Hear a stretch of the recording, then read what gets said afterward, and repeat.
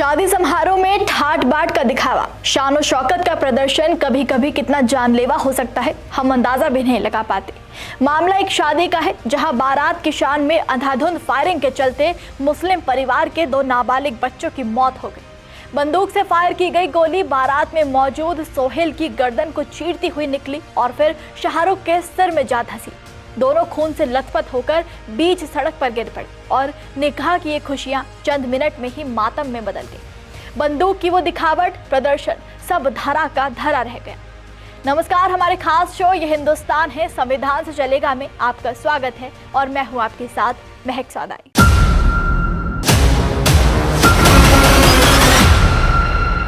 बारात में हुए इस मौत के तांडव का ये मामला उत्तर प्रदेश के एटा में नया गांव थाना क्षेत्र से सामने आया है, जहां सलमान नाम के लड़के की रविवार को बारात जानी थी। शनिवार को भात का कार्यक्रम था। सभी मेहमान और घरवाले इसमें शामिल हुए थे। कुरावली में रहने वाला 17 साल का शाहरुख अपने 2 बड़े भाइयों और 11 साल के भतीजे के साथ अपने ममेरे भाई सलमान की शादी में शामिल होने आया था।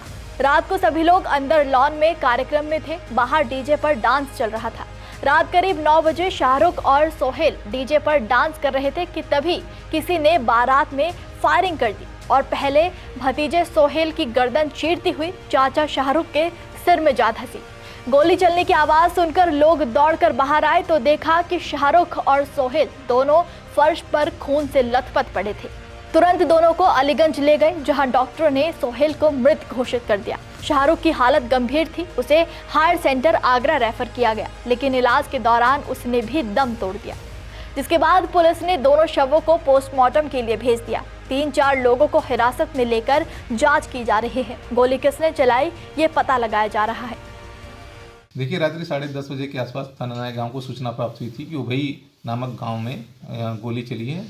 थाना प्रभारी द्वारा तथा अन्य पुलिस फोर्स द्वारा घटनास्थल का निरीक्षण किया गया तो पाया गया कि वहाँ पर एक भात का कार्यक्रम चल रहा था। इसमें कुछ रिश्तेदार आए हुए थे जो वहाँ पर उपस्थित थे। उसी में कुछ लोग आग ताप रहे थे। वहाँ पर किसी के द्वारा गोली चलाई गई या वहाँ पर दुर्घटनावश गोली चली है, इसकी जांच की जा रही है। इस परिस्थिति में वहाँ 2 लोगों को गोली लगी थी, जिसमें से एक व्यक्ति जो CSC अलीगंज ला गया था वहाँ पर उसकी डेथ हो गई है और एक व्यक्ति को जिला अस्पताल एटा में एडमिट कराया गया, जहाँ अभी उपचाराधीन है।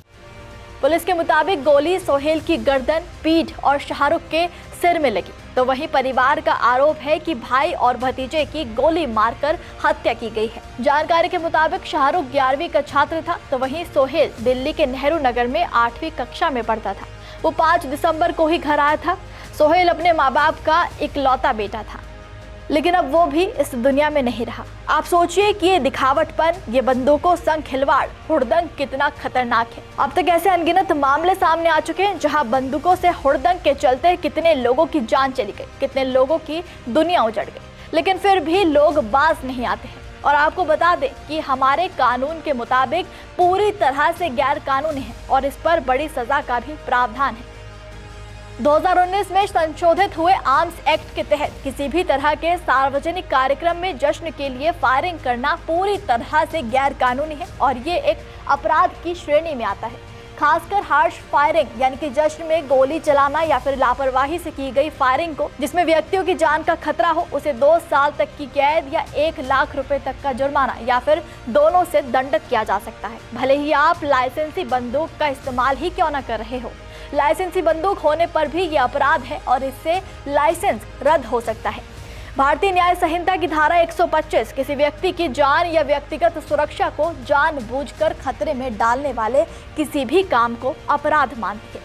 भारतीय न्याय संहिता की धारा 125A के तहत यदि किसी व्यक्ति को मामूली चोट लगती है तो दोषी पाए जाने वाले व्यक्ति को 3 महीने तक की कैद या 2500 रुपए तक का जुर्माना या फिर दोनों हो सकते हैं। भारतीय न्याय संहिता की धारा 125B के तहत किसी व्यक्ति को गंभीर चोट लगती है तो दोषी व्यक्ति को 3 साल तक की कैद या 10,000 रुपए तक का जुर्माना या फिर दोनों से दंडित किया जा सकता है। भारतीय न्याय संहिता की धारा 105 गैर इरादतन हत्या को परिभाषित करती है, यानी कि यदि कोई व्यक्ति जानते हुए ऐसा काम करता है जिससे किसी की मृत्यु होने की संभावना हो लेकिन उसका इरादा हत्या का नहीं होता है तो उसे 10 साल तक के कारावास और जुर्माने की सजा हो सकती है या फिर आजीवन कारावास भी हो सकता है, जो अपराध की गंभीरता और इरादे पर निर्भर करता है। भारतीय न्याय संहिता की धारा 103 हत्या के अपराध और उसकी सजा से संबंधित है, जिसके तहत हत्या करने वाले को मृत्युदंड या फिर आजीवन कारावास और जुर्माने का प्रावधान है। भारतीय न्याय संहिता की धारा 109 हत्या के प्रयास यानी कि अटेम्प्ट टू मर्डर से संबंधित है, जो किसी ऐसे व्यक्ति को सजा देती है जो किसी को मारने के इरादे से ऐसा कोई काम करता है। इस धारा के तहत अगर किसी की हत्या नहीं हो पाती है और आरोप पकड़ा जाए तो उसे 10 साल तक की जेल और जुर्माना होगा। तो वहीं अगर हत्यारे की कोशिश पर किसी की हत्या हो जाती है तो आजीवन कारावास या मृत्युदंड तक की सजा हो सकती है, जो अपराध की गंभीरता पर निर्भर करती है। आपको बता दें कि यह पहला मामला नहीं है और सिर्फ शादी समारोह तक ही सीमित नहीं है, बल्कि खुद कई नेताओं मंत्रियों की रैली और स्वागत में इस तरह की गैर कानूनी हरकतों को अंजाम दिया जाता है। हाल ही में बिहार के डिप्टी सीएम विजय कुमार सिन्हा के जन नमन अभिनंदन यात्रा में गोलियों की गड़गड़ाहट से उनका स्वागत किया गया था। धाए धाए गोलियां छोड़ी गई थी, ये जानते हुए भी कि ये गैर कानूनी है और इससे किसी की जान को बड़ा नुकसान हो सकता है। लेकिन जब सत्ता की पावर हो तो कहाँ कुछ नजर आता है। लखीसराय जिले के बढ़िया में स्वागत के नाम पर हार्श फायरिंग कर हथियारों का प्रदर्शन किया गया। वीडियो सोशल मीडिया पर भी काफी वायरल हुआ। वो हथियार तो जब्त कर लिए गए थे, लेकिन डिप्टी सीएम से कोई जवाबदेही नहीं की गई, क्योंकि जब सैया भय कोतवाल तो डर काहे का। खुद सरकार भी इस पर बैन लगा चुकी है, लेकिन लोगों के हिसाब से उनकी शान में कोई कमी नहीं आनी चाहिए। बाकी किसी की जान जाए या जहान जाए क्या फर्क पड़ता है। लेकिन आप इन तमाम हादसों से सावधान होइए। सोशल मीडिया या नेताओं के रुतबे को देखकर इस तरह प्रेरित मत होइए कि सही गलत का आप फर्क ना समझ सके और यूं ही अपनी खुशियों को मातम में तब्दील करते रहें और ऐसे गैर कानूनी कामों से भी बचिए। सावधान रहिए। इस मामले पर आपकी क्या राय है, हमें कमेंट में जरूर बताइएगा।